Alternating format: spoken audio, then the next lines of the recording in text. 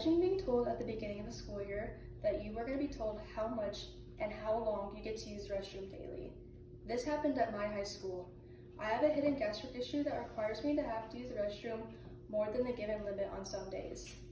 You are going to want to be informed about the dangers and the upsets that being told how much and how long you can use the restroom daily can cause. I don't think students should be told how much and how long they get to use the restroom. Today, I'm going to talk about the dangers that your kidneys can go through, the amount of Americans that have a hidden gastric issue, and women on their menstruation cycle. First, I'm going to talk about the kidneys, which in my opinion is the most important part. There are so many dangers that come with holding in your urine.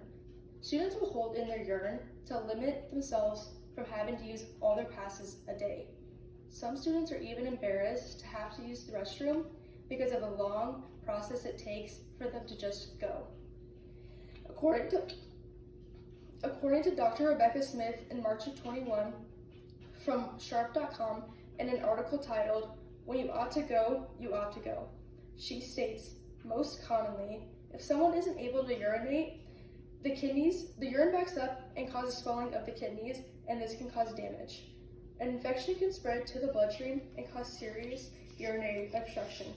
She also states that this can cause a bacteria overload, which leads to UTIs.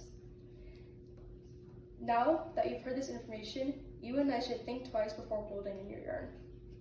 Now that we've discussed the possibility of gaining a medical issue, what about the individuals who already suffer from one?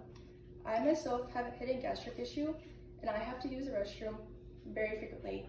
I know of many students who are ashamed to share that they have these issues, and it makes it very hard for them to use the restroom.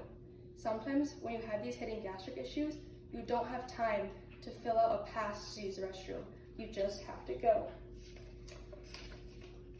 According to Dr. Betza in 2022 from Gastro.com, in an article titled, "New Survey Finds That 40% of America daily lives are disrupted by digestive diseases," she states that 60 to 70 million Americans are suffering from GI diseases that can create serious disruption in everyday life.